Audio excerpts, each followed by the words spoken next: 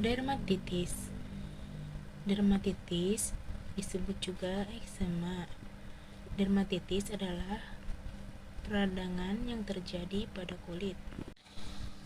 Dermatitis ini memiliki faktor-faktor dan faktor yang terkait dengan dari faktor luar eksogen ada bahan iritan kimia. Nah, bahan iritan kimia ini itu contohnya ada sabun, sampo, deterjen, parfum, larutan asam atau basa, serta lain-lain. Faktor eksogen dari fisik meliputi usia, jenis kelamin, faktor keturunan, dan suhu kelembapan. Terjadinya kerusakan pada sel, kerusakan kulit, selanjutnya lapisan tanduk dan denaturasi keratin, kemudian menyingkirkan lemak lapisan tanduk dan mengubah daya ikat air kulit.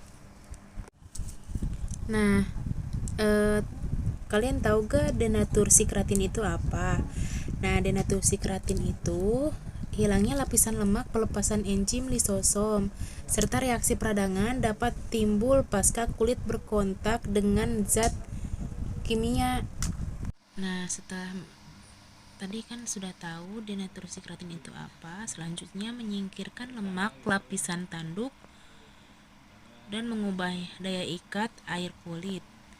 Selanjutnya dapat merusak lapisan pada epidermis, seperti timbulnya reaksi menggaruk yang berlebihan yang menyebabkan integritas kulit. Selanjutnya gangguan pada rasa nyaman. Kemudian ada dikonsumsi atau kontak langsung, dilanjut dengan iritan kontak dengan Ag, dilanjut dengan oleh sel plasma dan basofil membentuk AbIgE, dikonsumsi atau kontak langsung, kemudian memicu proses degranulasi dan pelepasan mediator kimia berlebih. Dikonsumsi atau kontak langsung pada dermatitis kontak adalah peradangan pada kulit akibat paparan zat tertentu yang menyebabkan iritasi atau timbulnya reaksi alergi, yang ditandai dengan ruam kulit yang gatal, kemerahan yang timbul akibat iritasi setelah kontak langsung dengan bahan iritan kimia. Nah, dari contoh bahan iritan kimia atau iritan kontak dengan Ag ini ada parfum atau bahan kimia dalam bentuk kosmetik dan produk perawatan kulit lainnya. Kondisi umum yang terjadi ketika kulit bersentuhan dengan bahan kimia tersebut. Kemudian bahan kimia atau bahan iritan kimia tersebut masuk ke dalam sel plasma dan basofil membentuk AbIgE. Kemudian dikonsumsi atau kontak langsung, dilanjut memicu proses degranulasi. Nah, proses degranulasi ini terjadi karena berpindahnya granula sel emas dan sitoplasma menuju ke membran sel dan memuntahkan isi granula ke lingkungan sekitarnya. Jadi, terjadinya pelepasan mediator kimia yang berlebih pada kulit. Kemudian selanjutnya, dermatitis atau peradangan kulit ini ditangkap oleh APC. APC adalah antigen presenting cell dan kemudian diberikan dengan protein tubuh fase induksi. Nah, fase induksi ini dilakukan guna untuk membunuh sel-sel kanker yang berada dalam tubuh, terutama dalam darah dan sumsum tulang, sehingga terbentuknya antigen yang lengkap. Selanjutnya ada makrofag dan sel Langerhans. Sel Langerhans ini jenis sel dendritik kulit yang berfungsi menyajikan antigen dengan diproses terlebih dahulu oleh MHC kelas 2 agar dapat dikenal oleh sel T. Nah, dari diteruskan ke sel T ini terjadinya reaksi antiren. Kemudian terbentuknya IgE dan proses degranulasi sehingga membuat pelepasan mediator kimia yang berlebih sehingga terjadinya reaksi sensitivitas pada kulit yang disebut dermatitis atau peradangan pada kulit. Dermatitis pada kulit ini timbul gatal dan rubber, vesikel, bula, erosi, dan papula, sehingga terjadi lecet pada kulit atau lesi, baik primer maupun sekunder. Lecet kulit ini yang diakibatkan kehilangan lapisan kulit sebelum stratum basalis. Nah, bisa ditandai dengan vesikel, bula, erosi, papula.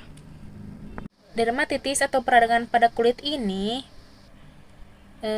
adanya kelembapan pada kulit yang menurun sehingga kulit mengering, terus perubahan warna kulit dan gangguan citra tubuh. Jadi contohnya seperti gambar ini ya. Dari sekian banyak yang ada, 3 macam dermatitis yang paling umum dan perlu dikenali adalah adanya dermatitis atopik atau eksim, dermatitis kontak iritan atau kontak alergi, serta dermatitis seborrheic.